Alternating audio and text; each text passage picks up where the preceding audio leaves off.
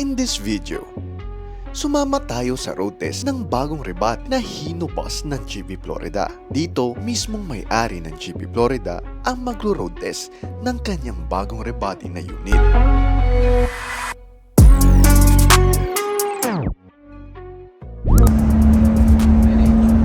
Dito mo maririnig kung merong dudug-dudug.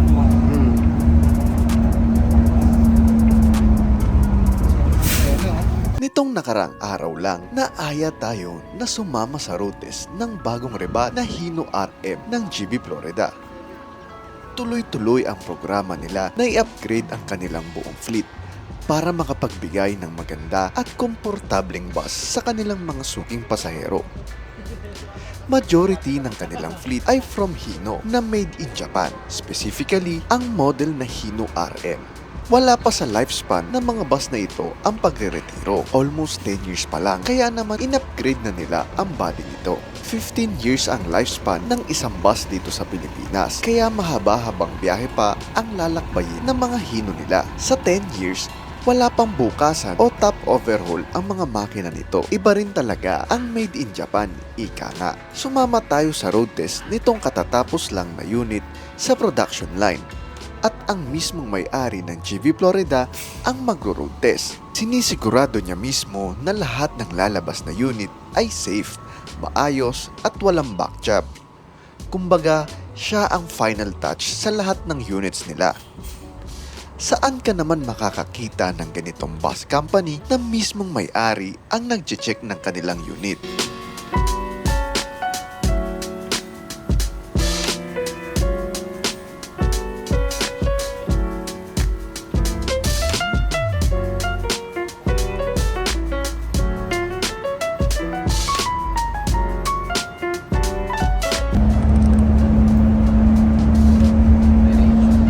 Dito mo maririnig kung merong dudug-dudug.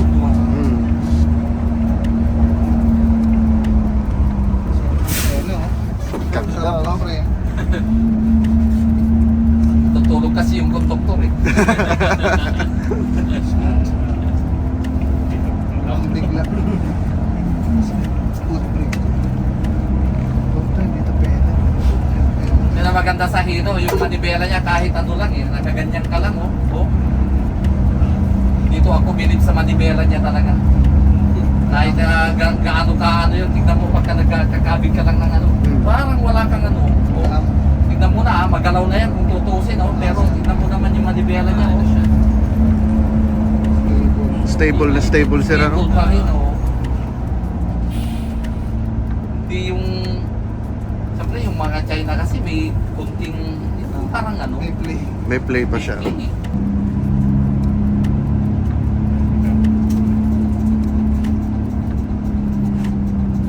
Sinarado na naman yung gas station mo, JB ah. Pang ilang ano na to, berta na to, sabi siguro hindi naman nagkakarga, baka sabihin nila. Dito. Paalam ka rin ah. Sir, beberta lang kami. Parang si Mamut. Hindi naman kayo nagkakarga. Then so napakagaan niyang atake. Uy, ano ba yun? Hindi ba na naman natin Hindi naglapat yan? sir yung ano. Hindi, ano lang yan, grasa lang yun. Medyo ano pa yung ano niya. Yung tawag dito, yung lock Up niya. sir. Kita mo talaga ang driver na ano? Hindi walang courtesy. ano? Sumabit. Sumabit siya, hindi siya sakto.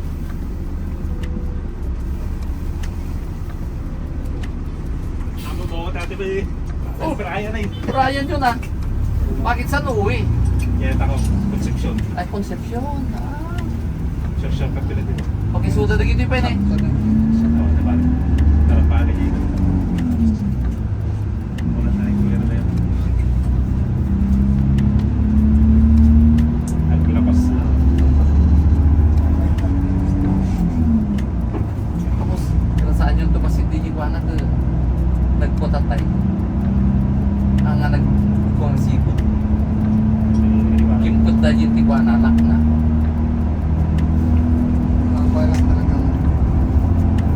Yung retarder niya, sir, malakas pa. Yan o. Kaya sabi ko kulang o. Oo nga, yun. Kulang o. Kulang ng dalawa sabi ko. Talaga ikaw Nasa ano lang naman yan. Pero dito sa foot brake, dalawa lang yan. Oo, yan. Sa foot Pero brake. ito, Meron, dapat anim yan o. Malakas pa meron rin, din oh. siya. Malakas pa. Ano to? Terka? Tel- Telma, sir, terka. Terka. Terka. rin. Terka. Yan. Pareho ng Terka rin. ano, kaho. Pero alam mo, Ito ang original ni... Original. hindi. Hindi, Kami lang Terka yan eh. ito. Telma. Ah, ikaw lang, sir, yan. Kami ito. Oh, Telma kasi talaga si Hino. Kami nang naglalagay noon eh. Okay. Kasi yung mounting nila, di kami kontento nung. Oo. Kaya kami nang gumawa yung plate na bilog. Tapos sinentro namin talaga. Mm. Kasi ang Telma nila nasa gitna ng propeller yata eh, no? Sir. Saka yung sakit nila noon nung sila, vibration. Oo nga, tama. Dami kaming binago. Oh. Pero tingnan mo ito, Telma wala. kasi, ano? China. Dapat walang Tahimik, sir, ng body. walang Walang langit-ngit. Oo. So, Ganda.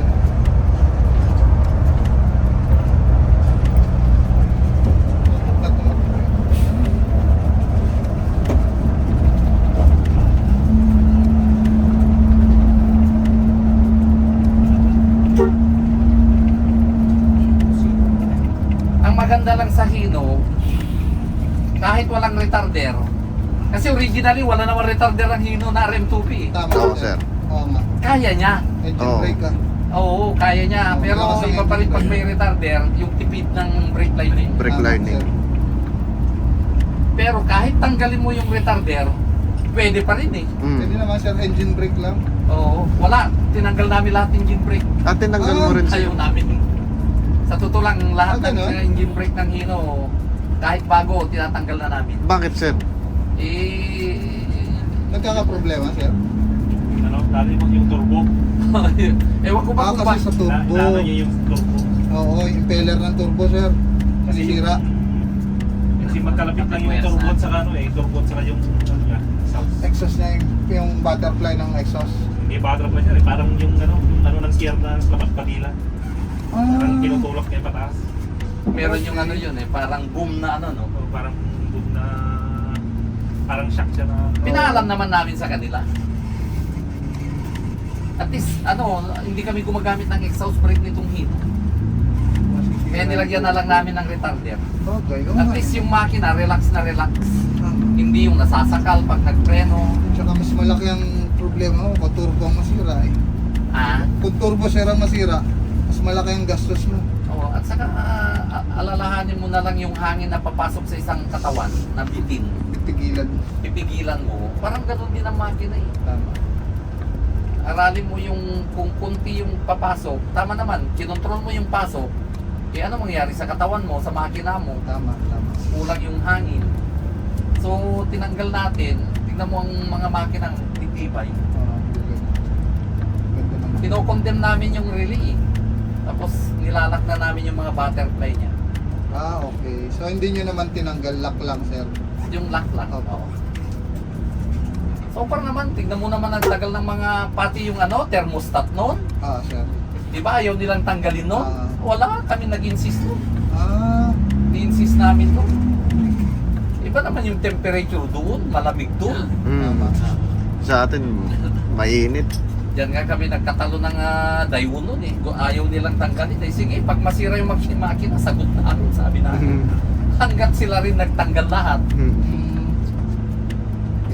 Iba talaga pagka-experience mo na eh. Di, at saka hindi nila kino-consider yung climate dito na mainit. Tama. Doon kasi, sobrang lamig. Sobrang lamig naman. Magiging, kumbaga, mag-yellow yung langis talaga. Tama. Na-try ko na sa Baguio eh, yung beaten pa lang noon. Akala ko may halo ng tubig eh. Yung parang mantika na na.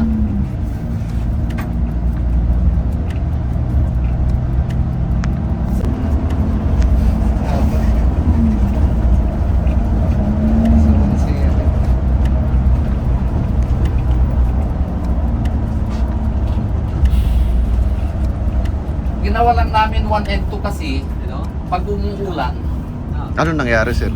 mas maganda yung safety lang na hindi, kasi alam mo naman mga driver kung minsan yung maapakan nila na bigla yung, Tama naman. yung foot brake, Oo, sir. biglang mag-engage yung anim, Correct. pwedeng Papalo yung likod. Oo. Tama na. tinanggal na lang namin yung 4 sa foot brake, At least alalay lang. Ano. full.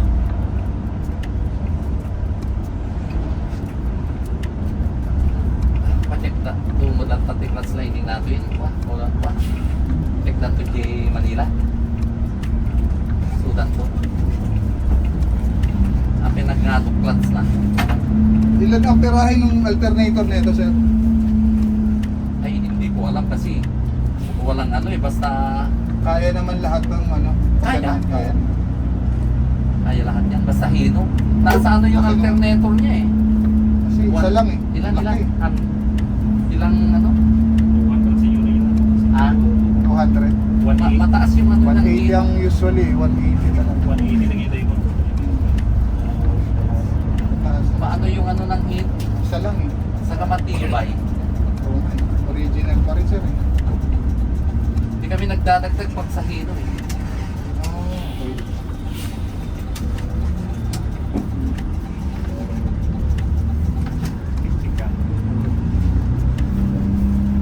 Ito, naka-4th year akong pumasok dito eh. Ay, naabot ako din natin.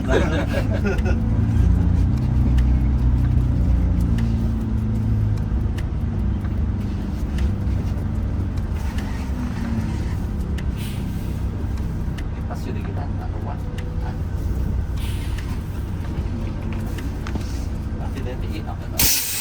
Hands down ako sa serbisyo na binibigay ng GB Florida sa kanilang mga suking pasahero.